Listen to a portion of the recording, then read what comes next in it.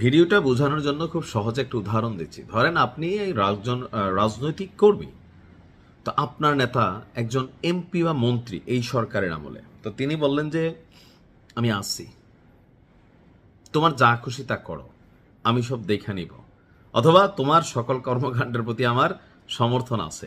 এই যে কথাটা রাজনৈতিকভাবে কোনো একজন কর্মীর জন্য আসমানের চাঁদ হাতে পাওয়ার মতন, যে কোনোভাবে তাকে কিন্তু আপনি থামাইতে পারবেন না। এটা একটা মানসিক শক্তি তৈরি করে। এই মুহূর্তে ইসরায়েল এবং মার্কিন যুক্তরাষ্ট্রের যুদ্ধের মধ্যে আমার কাছে মনে হচ্ছে যে, তো এই মুহূর্তে উত্তর কোরিয়ার প্রেসিডেন্ট কিম জং উন তার যে সাপোর্টিং, হয়তোবা বড় ধরনের কোনো প্রভাব ফেলবে না, কিন্তু যে মানসিকভাবে একটা শক্তি কাজ করে না, ওইটা, হ্যাঁ, ওইটা কিন্তু একটা বড় আকারের সাপোর্টিং দিচ্ছে।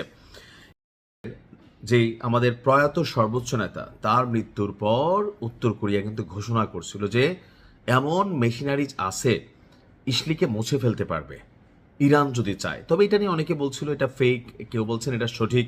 যাই হোক, আজকে যে নিউজটা দিচ্ছি এটা কিন্তু ফেক না, এটা শতভাগ সঠিক। অর্থাৎ আন্তর্জাতিক গণমাধ্যমগুলো এটাকে লিড নিউজ হিসাবে আজকে সামনে নিয়ে আসছে। নতুন সর্বোচ্চ নেতা যিনি নিয়োগপ্রাপ্ত হয়েছেন, তাকে সমর্থন জানিয়েছে উত্তর কোরিয়া।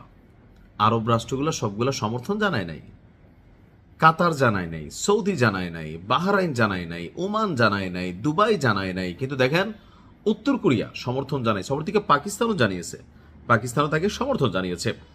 সেই সঙ্গে উপর আমেরিকা এবং ইসরায়েলের অবৈধ অভিযানেরও নিন্দা জানিয়েছে দেশটি। রাষ্ট্রীয় বার্তা সংস্থা Korean central news agency KCN তারা একথা জানিয়েছে। উত্তর কোরিয়ার পররাষ্ট্র মন্ত্রণালয়ের মুখপাত্র থেকে বলা হয়েছে যে কিম জং উন আপনার নতুন সর্বোচ্চ নেতাকে আপনার ওনার নাম নিল তো সমস্যা, তো ওনাকে সর্বোচ্চ নেতা হিসেবে নির্বাচন করায় অধিকার এবং পছন্দকে তারা সম্মান করে। তার বাবা যিনি শাহাদাত বরণ করেছেন, কিম জং উন আশা করছে তার মতো করেই তিনি ইরানকে আগামী দিনে সামনের দিকে নিয়ে যাবেন এবং বন্ধু রাষ্ট্রগুলোর সাথে সম্পর্কের জায়গা আরও প্রসারিত ও বৃদ্ধি করবেন।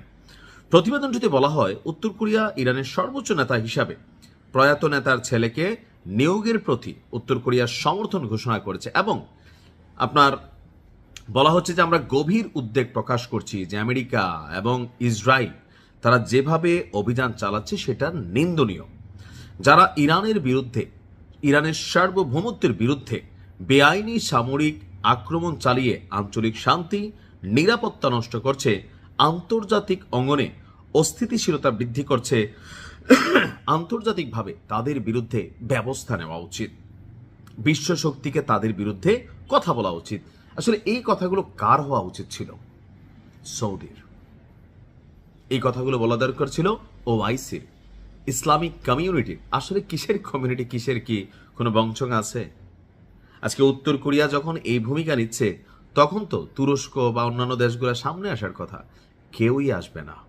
প্রত্যেকে চায় ইরান পঙ্গু হয়ে যাক, ইরানের মেরুদণ্ড ভেঙে যাক। আমি জানি যে এই খেলা অনেক দূর যাবে। আল্লাহ ইরানকে হেফাজত করুক।